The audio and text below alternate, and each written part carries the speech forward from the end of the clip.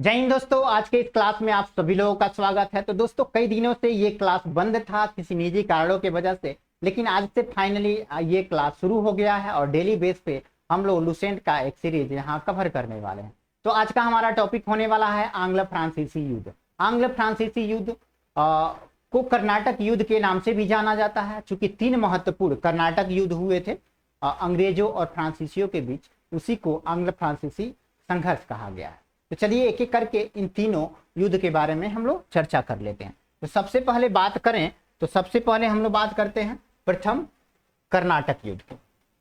प्रथम कर्नाटक युद्ध की। प्रथम कर्नाटक युद्ध कब से शुरू होता है? तो 1746 में शुरू होता है और 48 तक होता है। ये क्यों शुरू हुआ था? तो 1740 में यूरोप का ही एक देश है जिसका नाम है ऑस्ट्रिया। तो ऑस्ट्रिया के उत्तराधिकारी को लेके एक संघर्ष शुरू होता है। ऑस्ट्रिया के उत्तराधिकारी को लेके ब्रिटेन और फ्रांस के बीच एक संघर्ष शुरू होता है, वहां पे शुरू होता है, ठीक है, यूरोप में।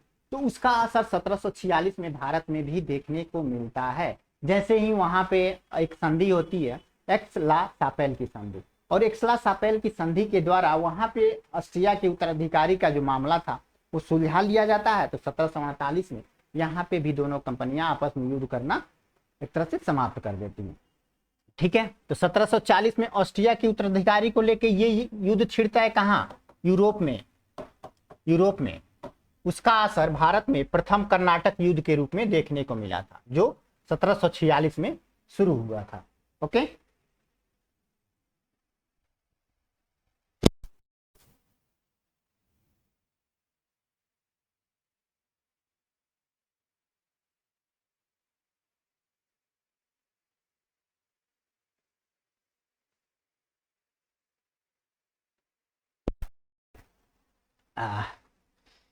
थोड़ा तबीयत सही नहीं है जिसकी वजह से प्रॉब्लम हो रही है। आगे की बात करते हैं। तो द्वितीय कर्नाटक युद्ध। द्वितीय कर्नाटक युद्ध की बात करें तो ये युद्ध कब शुरू होता है? तो 1749 में शुरू होता है और 5 सालों तक 1754 तक चलता है, ठीक है, 1754 तक चलता है। ये युद्ध क्यों शुरू हुआ था? तो ये युद्ध शुरू होने के पीछे दो रीजन थे। एक कर्नाटक के नवाब के लिए युद्ध था, एक हैदराबाद के नवाब को लेके युद्ध था।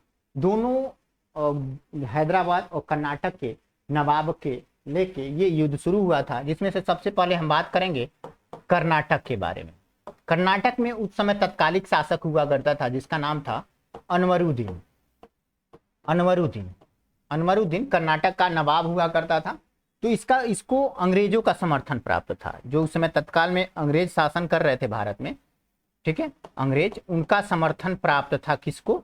तो अनवरुद्दीन को। तो इसी का एक बहनोई हुआ करता था, बहनोई, जिसका नाम था चंदा साहिब। तो चंदा साहिब को फ्रांसीसियों ने हालांकि चढ़ा बढ़ा के गद्दी का लालच देके अनवरुद्दीन से संघर्ष करा दिया, युद्ध करा दिया, ठीक है। तो 1749 में दोनों के बीच, फ्रांस और अंग्रेजों के बीच युद्ध होता है, और अंग्रेज और अनवरुद्दीन एक साथ लड़ रहे थे, और उसका बहनोई चंदा साहब और फ्रांसीसी एक साथ लड़ रहे थे। ये दोनों के बीच जब संघर्ष होता है तो इस संघर्ष में अनवरुद्दीन की मृत्यु हो जाती है। अनवरुद्दीन की जैसे ही इसकी मृत्यु होती है तो कर्नाटक का अगला नवाब कौन हो जाता है? चंदा साहिब, ठीक है, चंदा साहिब, ये कर्नाटक का अगला नवाब हो जाता है। तो ये कर्नाटक का संघर्ष जो था वो तो समाप्त होता है। लेकिन दूसरी तरफ हैदराबाद की बात करें तो हैदराबाद में एक शासक हुआ करता था जिसका नाम था आसफ शाह। जैसे ही आसफ शाह की मृत्यु होती है तो आसफ शाह की मृत्यु के बाद इसका एक बेटा हुआ करता था जिसका नाम था नासिर जंग, और इसी का एक भतीजा हुआ करता था जिसका नाम था मुजफ्फर जंग। इन दोनों के बीच नवाब को लेके, उत्तराधिकारी को लेके संघर्ष शुरू हो जाता है। और जो नासिर जंग था इसको किसका समर्थन प्राप्त था? तो अंग्रेज इसका समर्थन कर रहे थे। अंग्रेज, नासिर जंग का समर्थन अंग्रेज कर रहे थे और मुजफ्फर जंग का समर्थन फ्रांसीसी कर रहे थे, फ्रांसीसी कर रहे थे।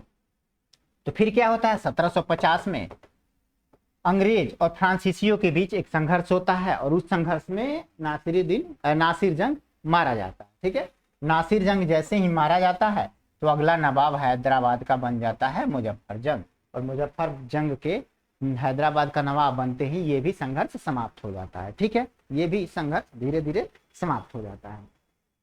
अब बात करते हैं तृतीय कर्नाटक युद्ध का। तृतीय कर्नाटक युद्ध, तृतीय कर्नाटक युद्ध की बात करें तो ये कब शुरू हुआ था? तो ये 1757 में शुरू हुआ था, 1763 तक चला था। हालांकि ये इसका ज्यादा असर भारत में देखने को नहीं मिला था, इसका असर ज्यादातर यूरोप कंट्री में ही देखने को मिला था। ये टोटल 7 सालों तक युद्ध चला था, इसलिए इसे सप्तवर्षीय युद्ध के नाम से भी जाना जाता है। सप्तवर्षीय युद्ध, सप्तवर्षीय युद्ध के नाम से इस युद्ध को जाना जाता है। तो कभी कभी एग्जाम में पूछ देता है सप्तवर्षीय युद्ध किनके बीच हुआ था? तो ये फ्रांस और इंग्लैंड के बीच हुआ था, फ्रांस और इंग्लैंड के बीच। ठीक है, इंग्लैंड के बीच हुआ था। 7 वर्षों तक ये युद्ध चला था और फाइनली इसी युद्ध में बहुत सारे संधियां हुई, पेरिस की संधि हुई, 2-3 वांडीवास की युद्ध हुई, मतलब बहुत सारे युद्ध हुए अंग्रेज और फ्रांसीसियों के बीच। ठीक है, वहां पे भी यूरोप में भी हुए युद्ध और भारत में भी इसका असर देखने को मिला था। तो चलिए हम लोग देख लेते हैं आंग्ल फ्रांसीसी संघर्ष। भारत में आंग्ल फ्रांसीसी संघर्ष को कर्नाटक युद्ध के नाम से जाना जाता है। ओके, कर्नाटक युद्ध के नाम से जाना जाता है, ये याद रखिएगा, आंग्ल फ्रांसीसी युद्ध ही कर्नाटक युद्ध है। तो प्रथम कर्नाटक युद्ध की बात करें तो 1746 में शुरू होता है और 2 सालों तक चलता है, यानी कि 48 तक। ये कब शुरू, हालांकि शुरू होने का क्या रीजन था? तो 1740 में ऑस्ट्रिया पर उत्तराधिकारी को लेके यूरोप में अंग्रेज तथा फ्रांसीसियों के मध्य ये संघर्ष प्रारंभ होता है। इस संघर्ष के कारण ही भारत में दोनों कंपनियां, ब्रिटेन की और फ्रांस की, इन दोनों कंपनियों के मध्य 1746 में युद्ध प्रारंभ हो गया है। ठीक है, और प्रथम कर्नाटक युद्ध के दौरान लड़ा गया जो युद्ध था उसका नाम था सेंट टोपे का युद्ध। सेंट टोपे का युद्ध, जिसमें फ्रांसीसियों की जीत होती है, फ्रांसीसी सेना इसमें जीत जाती है।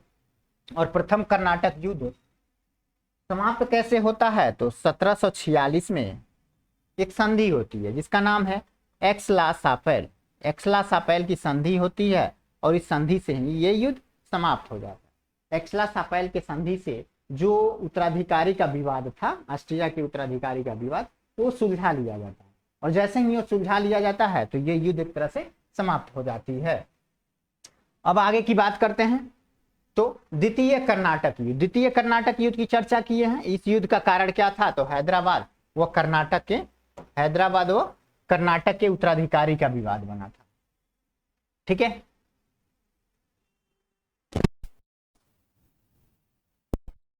ओके।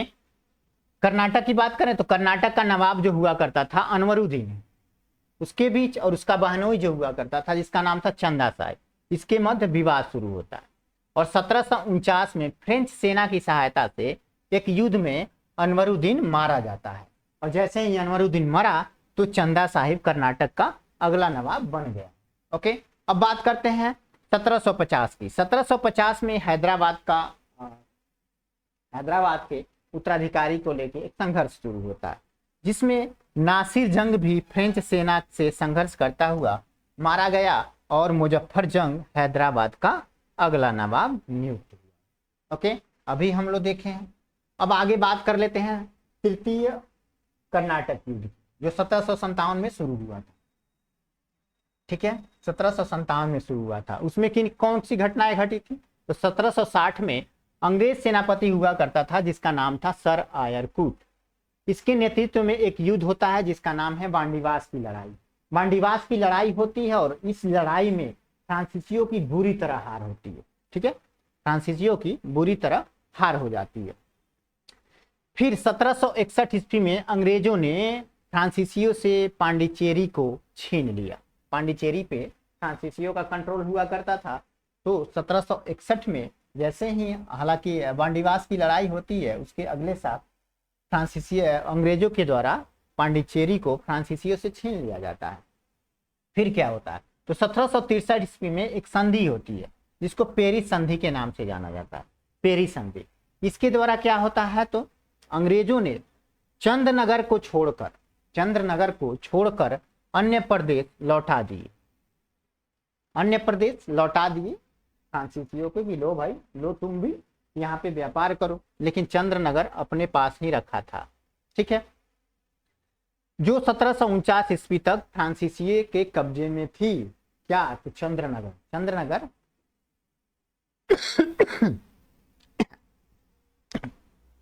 ओके, ये प्रदेश भारत की आजादी तक फ्रांसीसियों के कब्जे में रहा। ठीक है, ये किसकी बात कर रहा है, जो लौटाया था अंग्रेजों ने, वो भारत की आजादी तक फ्रांसीसियों के कब्जे में ही रहा। अब आगे की बात कर लेते हैं, बंगाल पर अंग्रेजों का आधिपत्य। अब हम लोग एक नया टॉपिक भी स्टार्ट करना है जिसका नाम है बंगाल पर अंग्रेजों का आधिपत्य। कैसे आधिपत्य स्थापित होता है अंग्रेजों का बंगाल पे, और फाइनली बंगाल से ही एक तरह से गवर्नर जनरल का पद प्रारंभ हुआ था। ठीक है, तो अगला हमारा जो नेक्स्ट टॉपिक है, मतलब 1-2 दिन में शुरू होने वाला है, वो उसी पे होगा। ठीक है, बात करते हैं मुगल साम्राज्य के अंतर्गत आने वाला प्रांतों में बंगाल सर्वाधिक संपन्न राज्य हुआ करता था। उसमें बहुत विकसित राज्य हुआ करता था, वहाँ पे अच्छा खासा कोयला हुआ करता था, जूट का उत्पादन हुआ करता था। तो उसमें विकसित राज्यों में ये आता था उसमें बंगाल। ठीक है, उसमें उस मुर्शिद कुली खां वहाँ का नवाब हुआ करता था। बंगाल का जो नवाब हुआ करता था वह मुर्शिद कुली खां हुआ करता था, जो एक स्वतंत्र शासक था।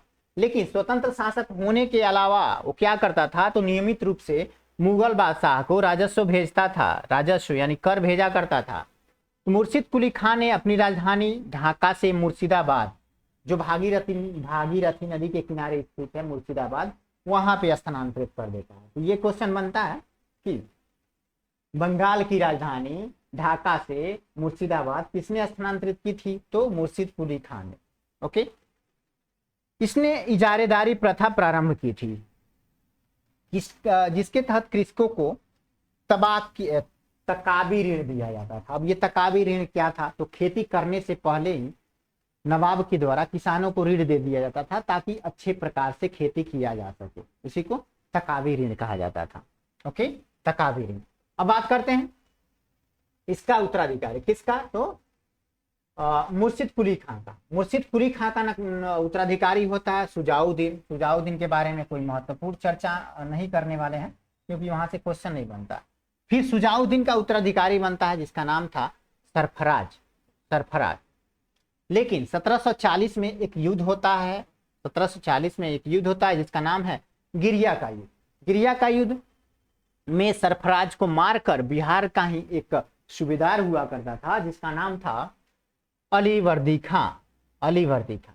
ये क्या करता है, तो सरफराज को मार देता है और बंगाल का अगला नवाब अपने आप को घोषित कर देता है।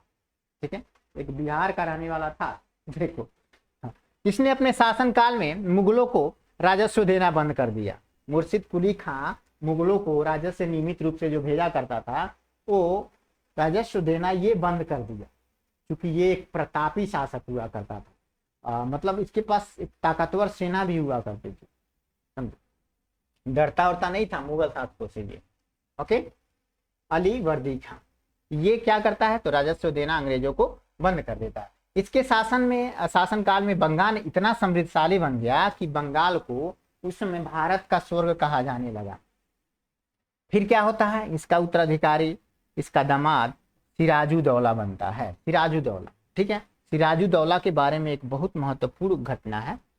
कौन सी घटना है, तो वो घटना है 20 जून 1756 ईस्वी की। 20 जून 1756 ईस्वी में क्या होता है, तो ब्लैक होल ट्रेजेडी वाली घटना घटती है, काल कोठरी वाली घटना घटती है।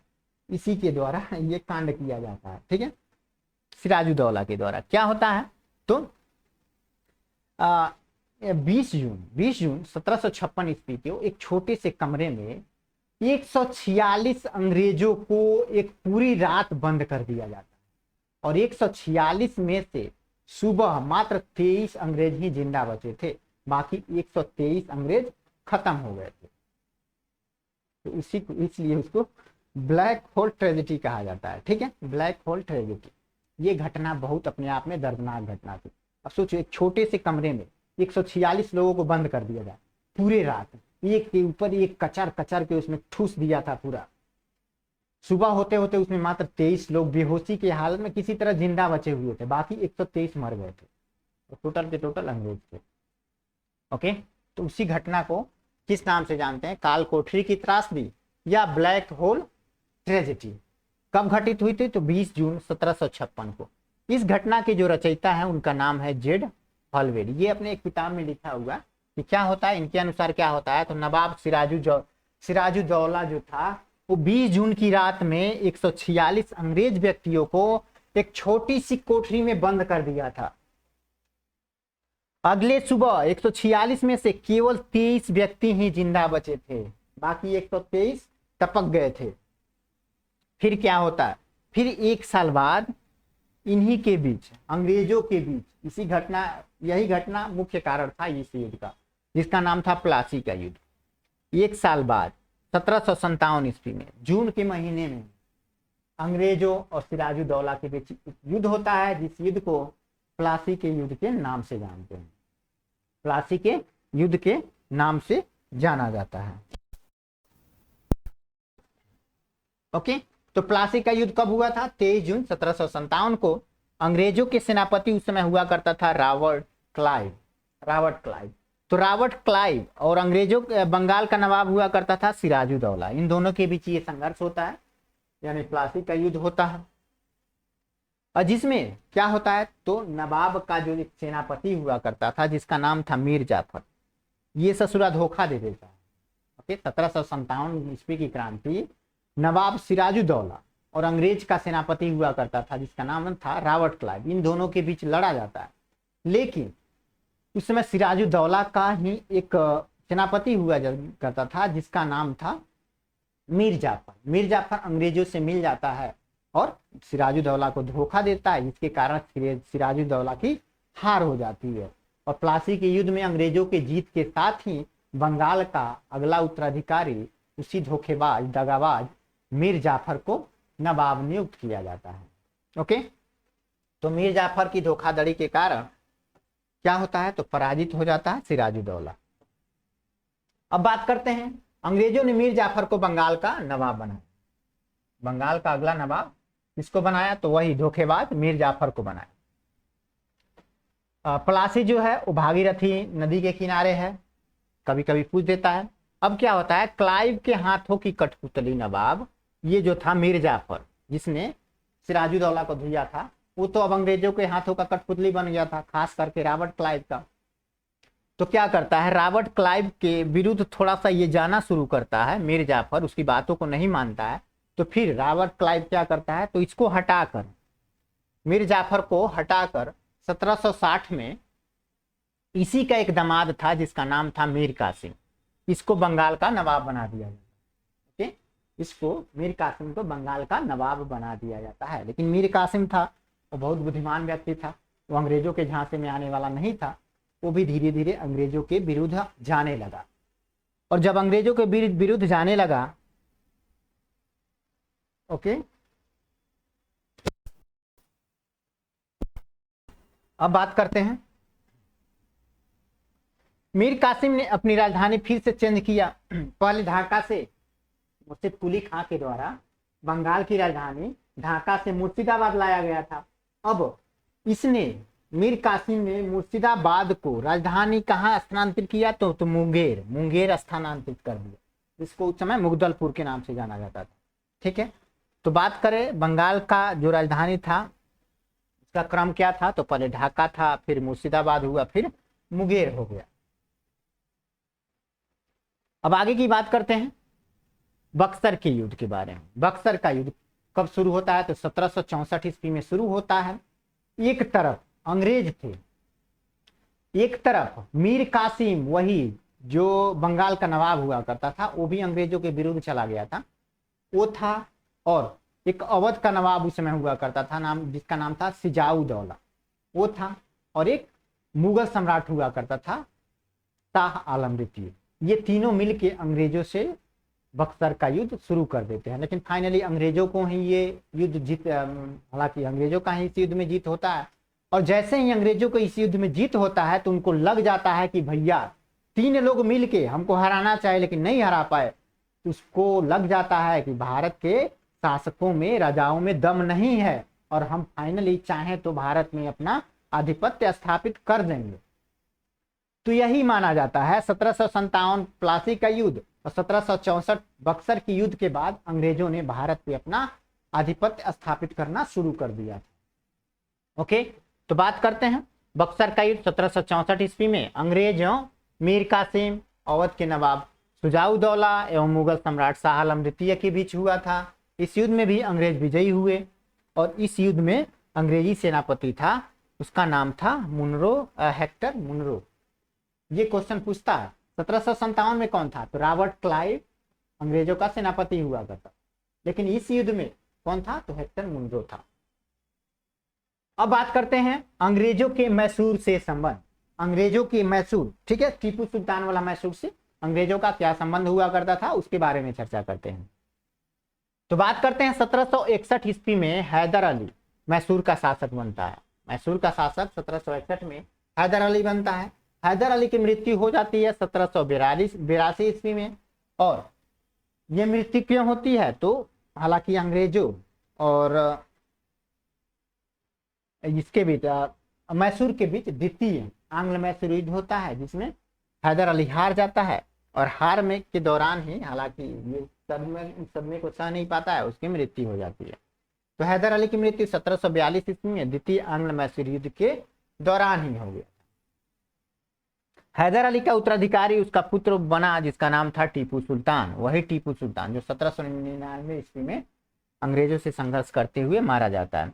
1787 ईस्वी में टीपू ने अपनी राजधानी को श्रीरंगपट्टनम में बादशाह की उपाधि धारण, ठीक है, 1787 में ये अपने आप को बादशाह घोषित करता है। कहाँ, उस समय श्रीरंगपट्टनम जो मैसूर की राजधानी हुआ करती थी, वहां पे इसने अपनी राजधानी रंगपट्टनम में एक वृक्ष लगवाया, मतलब वृक्ष लगवाया, जिसको स्वतंत्रता का वृक्ष कहा जाता है।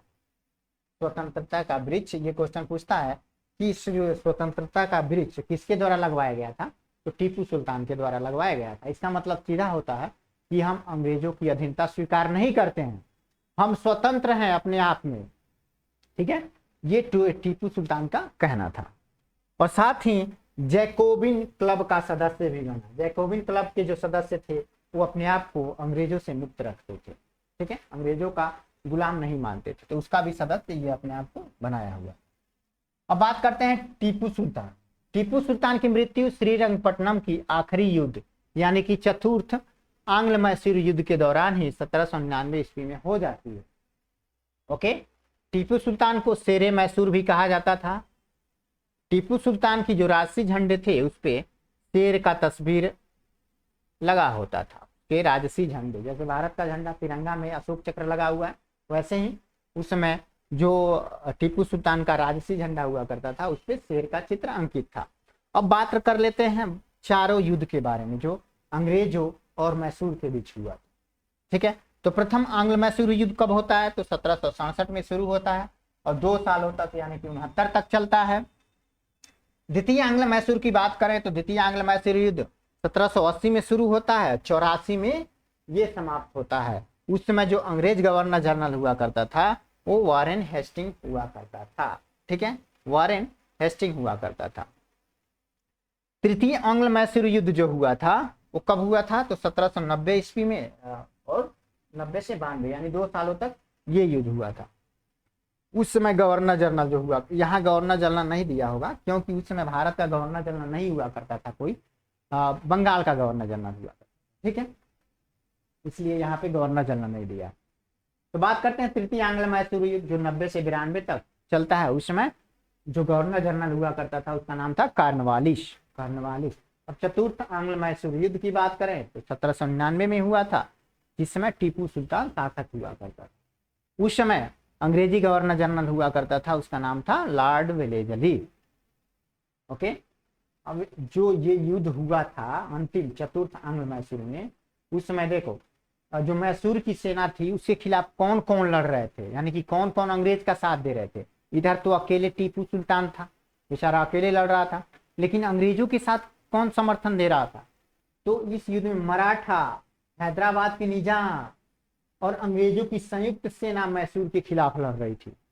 अब इतना मतलब समझो टीपू सुल्तान इतना ताकतवर था कि 3 लोग उसको हराने में लगे हुए। ये लोग भी अंग्रेजों का साथ दे रहे थे उसमें। ओके, अब बात करते हैं कि इन चारों युद्धों के मध्य 3 में कुछ संधि हुई थी, उस संधि की बात कर लेते हैं। चौथा युद्ध के बाद तो हालांकि मैसूर ही अंग्रेजों के अधीन चला गया था, अब कोई नवाब ही नहीं बचा था टीपू सुल्तान के बाद। तो 3 महत्वपूर्ण युद्धों में अंग्रेजों और मैसूर के बीच कुछ संधियां हुई थी, तो उसकी बात कर लेते हैं। तो प्रथम आंग्ल मैसूर युद्ध जो 1767 में शुरू होता है और 69 तक जाता है। 69 में अंग्रेजों ने हैदर अली को हरा दिया और उसके हराने के बाद ही मद्रास की संधि होती है। मद्रास की संधि, तो ये पूछता है किस युद्ध के दौरान मद्रास की संधि हुई थी, या प्रथम आंग्ल मैसूर युद्ध के दौरान कौन सी संधि हुई थी, तो मद्रास की संधि हुई थी। द्वितीय आंग्ल मैसूर युद्ध की बात करें तो इसमें मैसूर ये मंगलोर की संधि हुई थी। ये क्वेश्चन बहुत बनता है, मंगलोर की संधि किस युद्ध के दौरान हुई थी, तो द्वितीय आंग्ल मैसूर युद्ध के दौरान, जो 1784 में 84 में हुई थी। और तृतीय आंग्ल मैसूर युद्ध की बात करें तो ये श्रीरंगपट्टनम की संधि के द्वारा ये युद्ध की समाप्ति होती है, जो 1792 में होता है। ओके, 1792 में होता है। आज का हमारा टॉपिक यहीं तक रहने वाला है, ठीक है। नेक्स्ट वीडियो में हम लोग और सिख समुदाय के बारे में पढ़ना स्टार्ट करेंगे, और आज का क्लास हम लोग यहीं बंद करते हैं। अगर वीडियो आप लोग को ये अच्छा लगा हो तो लाइक, शेयर और सब्सक्राइब करना ना भूलें। Thanks for watching. और आज से हम लोग का रेगुलर बेस पे एक क्लास देखने को मिलेगा ही इस चैनल पे। तो कुछ दिनों तक आप लोग का क्लास गैप था, जिसके लिए बहुत बहुत बहुत सॉरी, ठीक है। तो मिलते हैं नेक्स्ट क्लास में इसी जोश के साथ, और तब तक के लिए सभी को tata bye bye, thank you.